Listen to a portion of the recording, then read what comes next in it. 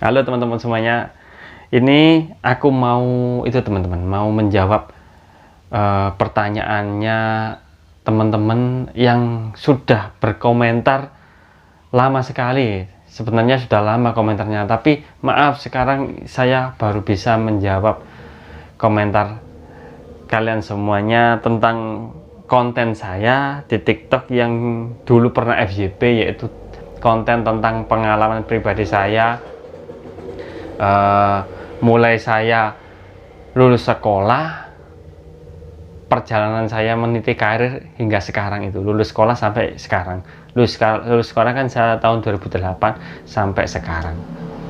Jadi banyak yang kepo tentang perjalanan saya ini teman-teman. Katanya kan saya setiap tahun, bahkan nggak sampai satu tahun kadang 2 kali sudah berganti profesi. Kok cepat sekali itu mas? Banyak yang berkomentar seperti itu, kok cepat sekali. Terus buka usahanya kok yo bergonta-ganti, kenapa kok bisa? Dananya mas ini banyak yang seperti itu bilangnya teman-teman. Nah ini saya mau jawab pertanyaan kalian semuanya. Nanti saya akan bahas satu persatu perjalanan saya ini teman-teman. Yang ini videonya saya perlihatkan sebentar teman-teman. Nah ini berganti-ganti profesi setiap beberapa bulan, setiap berapa tahun, setiap tahunnya selalu saya berganti profesi teman-teman. Dan mencoba hal baru, mencoba terus sampai sekarang ini saya alhamdulillah sekarang saya sudah bisa menjadi sudah menemukan pekerjaan yang saya senangi lah, yang saya nyaman dalam diri saya ini teman-teman, yaitu usaha kecil-kecilan. Ya katakanlah sudah pengusaha lah, tapi masih kecil, masih kalangan menengah bawah. Pengusaha tapi masih kalangan menengah bawah. Karena saya sudah punya karyawan, 2 karyawan, otomatis kalau seseorang sudah mempunyai karyawan itu dinamakan seorang pengusaha, meskipun masih kalangan menengah bawah gitu teman-teman. Terus saya juga menyambi YouTube, nge-YouTube. Saya punya 2 channel YouTube. Yang pertama yang sudah gajian, itu subscribe-nya sekarang sudah 50.000 subscriber. Yang kedua itu masih subscribe-nya masih 300 lebih lah pokoknya. OTW biar dimonetisasi. Amin. Oke, langsung saya akan bahas profesi saya dari tahun ke tahun, dari masa ke masa teman-teman ya, biar kalian jelas. Oke, mulai dari ini teman-teman ya.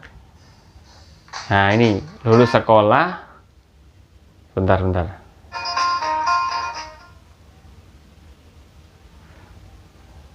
Lulus sekolah tahun 2008, Desember 2008. Lulus sekolah kan biasanya ijazah itu kelarnya sudah diberikan sekitar bulan Juli Agustus ya kan, sekitar itu kan teman-teman. Jadi ini saya memulai perjalanan saya itu masuk TNI, daftar TNI, karena cita-cita saya memang pertama kali ingin masuk TNI teman-teman, ingin jadi seorang TNI pertama kali. Desember 2008 dan April 2009. Jadi saya Desember itu daftar, gagal. Kemudian lanjut saya ke bulan Aprilnya. Kalau nggak salah Desember waktu itu masih calon tamtama. Kan bintarannya kan biasanya bulan April pada waktu itu teman-teman. Mungkin kalian yang daftar di tahun 2008, 2009 mungkin sudah tahu pendaftaran TNI itu Desember dan April. Dan yang saya kejar ini teman-teman, TNI Angkatan Laut. Saya tidak mencoba Angkatan Darat dan saya tidak mencoba Angkatan Udara. Kenapa? Karena banyak orang-orang yang saya kenal itu dari Angkatan Laut, dan yang memotivasi saya, menyuruh saya untuk daftar TNI itu ya orang-orang Angkatan Laut. Jadi saya fokusnya ke Angkatan Laut saja. Makanya saya hanya mendaftarkan diri saya selama 4 kali. Kalau saya daftar ke Angkatan Darat juga ya mungkin saya sudah daftar selama 8 kali hingga 10 kali. Tapi yang saya kejar ini hanya angkatan laut. Jadi saya 4 kali daftar. Jadi ini Desember 2008 dan April 2009 saya daftar TNI gagal. Kemudian lanjut teman-teman ya. Lanjutnya ini setelah itu Juni 2009. Nah, ketika saya 2 kali saya gagal jadi TNI, akhirnya saya kan masih menunggu pendaftaran selanjutnya. Sambil menunggu, akhirnya saya itu coba-coba iseng kepingin kerja yang ringan-ringan, yaitu nggak berat-berat gitu. Memang seperti itu teman-teman, kalau mau daftar TNI katanya itu kan nggak boleh kerja yang berat, jadi kerjanya yang ringan-ringan, yang penting bisa untuk menjaga kondisi badan agar nanti kalau diperiksa kesehatan itu nggak mengganggu gitu. Jadi Juni 2009 itu saya training menjadi seorang satpam, masih training. Dan waktu itu tidak penempatan teman-teman, belum penempatan sih, bukan tidak penempatan tapi belum penempatan. Saya menjalani training sebagai satpam itu kurang lebih 1 bulanan. 1 bulan saya training menjadi seorang satpam. Sebenarnya saya itu menunggu teman-teman biar ditempatkan. Saya itu pengen pegang uang untuk jajan gitu teman-teman. Sebenarnya itu seperti itu, saya pengennya kerja itu pengen dapat uang, pengen bisa kasih orang tua sedikit ya, pokoknya ininya pengen kasih orang tua gitu, pengen buat jajan sendiri biar nggak kalau kemana-mana mau melamar kerja atau ingin daftar TNI ngurus berkas-berkas itu pengennya saya itu biaya sendiri, karena pada waktu itu saya kan belum punya penghasilan sama sekali teman-teman. Jadi saya coba sih saya ke satpam gitu. Akhirnya di situ ternyata masih di training saya teman-teman. Di training 1 bulan tuh belum digaji, memang training ya belum digaji dan belum ditempatkan juga. Dan akhirnya saya memutuskan untuk keluar teman-teman dari basecampnya satpam itu. Saya keluar, saya nggak jadi meneruskan trainingnya karena saya nggak punya biaya untuk makan sehari-hari. Biaya hidup saya diberi orang tua itu cuman berapa ya, cuman 200.000 kalau nggak salah waktu itu. Kalau saya gunakan untuk makan selama 1 bulan, kayaknya nggak sampai 1 bulan tuh saya sudah keluar dari korps anggota satpam itu. Saya sudah keluar teman-teman, karena uang saku saya habis. Saya bingung, nggak punya kerjaan, nggak punya penghasilan, makan apa nanti saya training di sini gitu. Memang di situ disediakan mes. Jadi akhirnya saya memutuskan untuk keluar keluar dari training satpam itu teman-teman. Setelah itu saya mencoba di 2009 Desember daftar TNI lagi teman-teman. Nah, ketika 2009 berganti tahun itu Desembernya itu saya daftar TNI kembali teman-teman. Menunggu hampir 1 tahunan ya, hampir 1 tahunan. Jadi April ke Desember itu berapa? April, Mei, Juni, ya itulah pokoknya. Saya menunggu sudah lama, mempersiapkan diri baik-baik. Akhirnya saya daftar TNI lagi, dan akhirnya saya itu gagal kembali teman-teman, gagal. Lanjut kembali saya belum mencari pekerjaan dulu waktu itu. Lanjut ke April 2010 daftar TNI yang terakhir. Nah, 2010 itu saya daftar TNI yang terakhir teman-teman. Yaitu harapan saya pupus menjadi seorang TNI. Usia sudah tidak bisa untuk mencalonkan diri sebagai TNI. Jadi waktu itu ya saya memang agak ngedrop teman-teman. Ketika nama saya tidak dipanggil, nomor urutan saya tidak dipanggil oleh panitia penyelenggara pendaftaran TNI, akhirnya saya itu agak ngedrop. Pendaftaran terakhir saya ada di Malang, dan saya pasrahkan pada yang Maha Kuasa waktu itu teman-teman. Saya berdoa agar dikasih jalan yang terbaik. Jadi terakhir itu April 2010. Kemudian di April 2010 teman-teman ya, aku gagal TNI. Kemudian ini kan saya menulisnya Juni 2010 jualan bensin eceran. Nah ini awal mula pertama kali saya menjadi seorang pedagang, masuk dalam dunia perdagangan. Ini awal mula jualan bensin ini, dan ini awal mula saya mendapatkan penghasilan, mendapatkan untung dari jualan bensin eceran itu, teman-teman. Juni 2010 itu idenya jualan bensin itu sebenarnya bukan dari saya, tapi dari bapak saya, teman-teman. Bapak saya itu bilang begini, kamu daripada nganggur, nggak ada yang kamu tunggu, mungkin waktu itu saya memang pengen cari pekerjaan, tapi masih belum dapat, masih belum dapat. Pikiran saya jernihkan dulu, karena habis yaitu mempersiapkan diri, daftar TNI ke sana kemari, kan waktu itu daftar TNI saya itu repot dengan berkas-berkas, teman. Jadi saya itu kayak sudah pusing gitu mikirin TNI. Akhirnya saya itu sudah lama nganggur di rumah, nggak ada tujuan, nggak ada visi misi kemana, nggak ada, teman. Akhirnya bapak saya itu menyarankan saya untuk buat sambian, bisa buat jajan, mending buka bensin eceran di depan rumah, karena di sepanjang jalan rumah saya itu, teman, ya memang belum ada orang yang jualan bensin eceran. Jaraknya mungkin kurang lebih 200 hingga 300 meteran baru ada, teman-teman, baru ada. Kalau di sekitar saya itu memang agak jarang yang jualan. Ada yang jualan tapi kadang tutup, kadang buka, kadang tutup, kadang buka. Nah, di situ mungkin bapak saya itu melihat peluang itu, teman-teman. Akhirnya saya disuruh buka. Akhirnya saya buka, saya mencoba buka bensin eceran itu. Awal mula pertama kali itu yang mendana itu bapak saya. Cuman ya tahu sendiri kan, bensin eceran kan dananya nggak begitu besar. Jadi bapak saya itu bisa mendanai saya, teman-teman.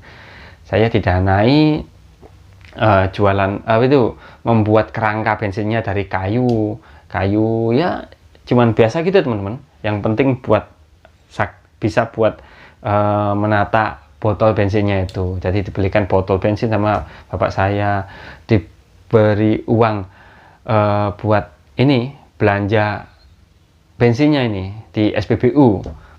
Ketika itu waktu itu saya itu masih satu jerigen itu isinya kalau nggak salah 20 liter, kalau nggak salah ya, 20 liter.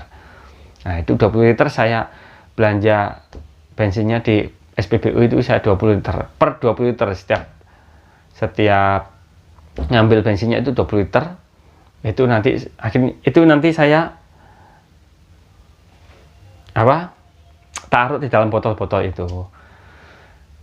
Nah, ketika itu, teman-teman, saat saya awal mula jualan bensin itu, sehari yang membeli itu antara 1 sampai 5 botol sehari itu. Kadang 1 botol, 2 botol, pokoknya nggak lebih dari 5 botol lah awal mula itu, teman-teman. Sudah berbulan-bulan lama pokoknya.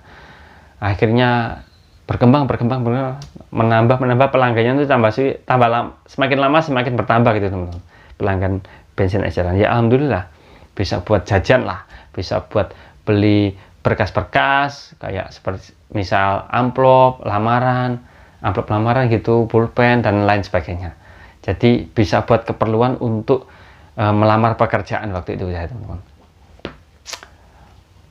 Lanjut, teman-teman, ya, lanjut ke Agustus 2010. Sebentar, teman-teman, kepencet.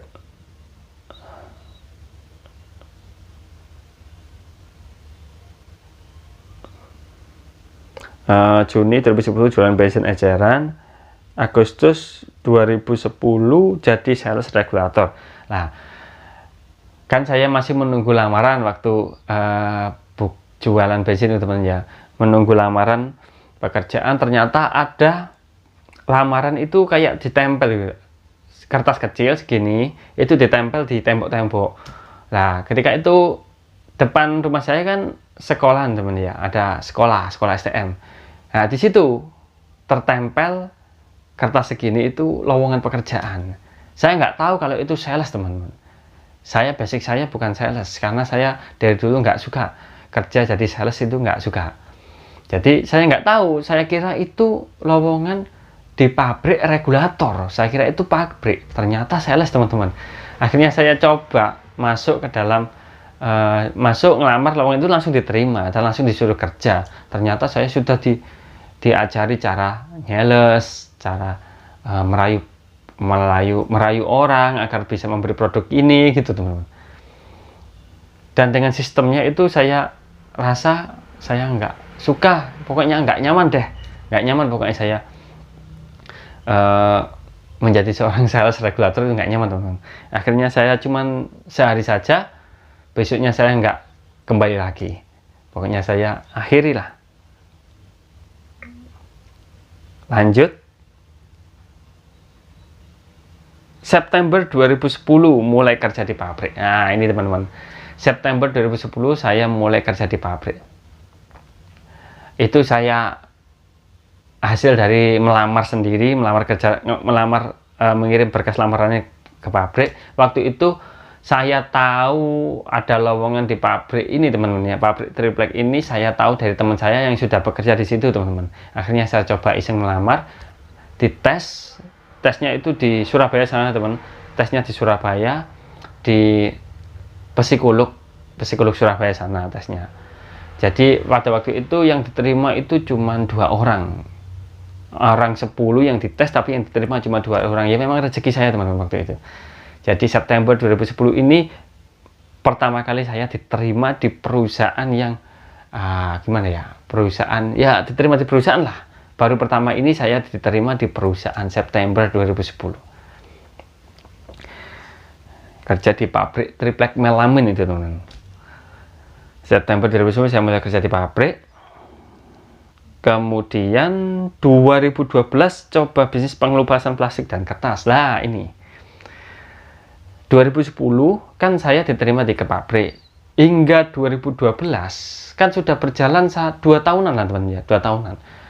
Ini sebenarnya saya itu nyaman di pabrik tersebut, nyaman. Ya memang gajinya kan ya bagi saya pada waktu itu kan ya lumayan daripada saya jualan bensin. Nah, maaf teman-teman, ini jualan bensinnya tadi kan sebenarnya kan saya masih jualan bensin. Berhubung saya keterima di pabrik, akhirnya saya lempar, saya kasihkan bapak saya teman-teman. Jadi bensin pada waktu itu masih dipegang bapak saya. Jadi nggak saya tutup. Jualan bensin itu nggak saya tutup. Bahkan sampai sekarang ini jualan bensin masih saya pertahankan. Cuman saya hanya mengontrol saja, menghitung keuangan bensin. Nanti pokoknya ada cerita tentang saya, bagaimana saya mengolah jualan bensin ini dan awal perjalanan saya jualan bensin hingga sekarang. Nanti ada video saya, nanti kapan-kapan saya buatkan teman-teman. Dan ini teman-teman ya, saya dari 2010 kan sudah kerja di pabrik hingga tahun 2012 ini saya masih kerja di pabrik ini. 2 tahun saya kerja di pabrik, langsung saya berpikir kepingin sekali membangun usaha gitu, membangun bisnis. Siapa tahu, tapi pada waktu itu saya belum terfikirkan untuk resign dari pabrik atau sudah mengakhiri kerja jadi pabrik, enggak. Karena saya masih nyaman di pabrik pada waktu itu teman-teman. Jadi tujuan saya ingin membuka bisnis pengelupasan plastik dan kertas itu, saya itu iseng cari-cari di internet, kemudian ada bisnis tersebut muncul di sebuah artikel teman-teman. Itu bisnisnya ada di Tulungagung pada waktu itu teman. Lah, saya kenapa kok ingin berbisnis? Karena saya itu tahu teman saya yang kerja di pabrik juga mempunyai bisnis di rumah. Jadi dia itu seperti kayak punya 2 penghasilan dari pabrik dan dari bisnisnya. Dan saya waktu itu saya memikirkan kok enak sekali ya, punya 2 penghasilan bisa dijalankan bareng gitu. Jadi saya tertarik tentang itu teman-teman. Akhirnya saya memberanikan diri untuk membuka bisnis ini, pengelupasan plastik dan kertas yang ada di cabang Tulungagung waktu itu. Jadi saya ambil sebuah agennya waktu itu, teman-teman. Ya, kapan-kapan saya akan cerita tentang ini juga. Sebenarnya gini, teman-teman, sebenarnya itu setiap perjalanan saya, setiap profesi ataupun setiap pekerjaan yang saya terima itu banyak ceritanya, sebenarnya panjang ceritanya. Dan maaf, untuk video ini saya singkat-singkat, saya nggak saya jabarkan semuanya. Yang penting kan kalian tahu bagaimana saya berganti profesi itu tidak secara instan, tidak dengan mudahnya lah untuk berganti profesi. Tapi butuh waktu, butuh perjuangan juga, dan butuh gimana ya, berusaha berpikir gitu, teman. Lanjut ya, teman-teman ya. 2012 coba bisnis permulaan mereka. Jadi saya coba bisnis ini, akhirnya kenapa? Dan pada akhirnya ini saya coba lihat kan, bisnis bangkrut, aku lanjutkan kerja di pabrik. Jadi bisnis itu saya mencapai, saya mengeluarkan dana untuk bisnis pengelupasan plastik dan kertas itu, teman-teman, mencapai 10 juta. Dan uang 10 juta itu dari mana? Saya pinjam uang ke bank, teman-teman. Kenapa saya berani? Karena saya tahu waktu itu gaji saya di pabrik itu, teman ya, 900 ribuan, 900 ribu. Dan saya berani ambil uang di bank itu, berani karena cicilannya hanya 1 bulan itu pada waktu itu kalau nggak salah 400 ribu, pokoknya nggak sampai 500 ribu, teman-teman. 400 ribu saya nyicil setiap bulannya. Jadi 10 juta itu dana buat ini, buat membangun bisnis ini, pengelupasan plastik dan kertas. Karena di situ kan ada bahan bakunya dan ada mesin pengelupasnya. Jadi totalnya ya 10 juta itu, teman-teman. Akhirnya saya bangkrut total, teman-teman.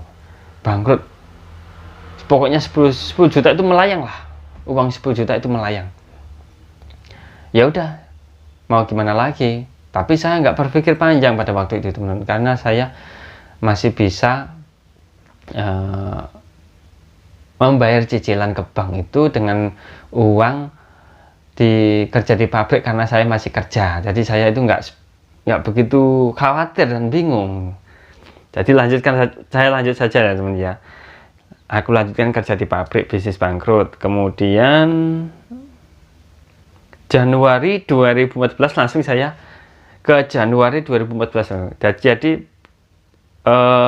tadi saya ambil bisnis itu, kemudian bangkrut kan di tahun 2012. Ini awal tahun 2014 ini saya resign dari pabrik, teman-teman. Kenapa saya resign? Karena saya sudah merasa jenuh, merasa capek, merasa lelah. Ya banyaklah faktor, saya sudah nggak betah kerja di pabrik ini. Tetapi apa harapan saya ketika saya ingin keluar dari pabrik ini? Apa harapan saya? Saya berharap pada waktu itu, teman-teman, saya berharap agar saya bisa mendapatkan pekerjaan yang jauh lebih baik dari pabrik ini. Jadi harapan saya waktu itu, saya pengen kerja di perusahaan lagi, teman-teman. Bukan saya ingin jadi seorang pengusaha, enggak.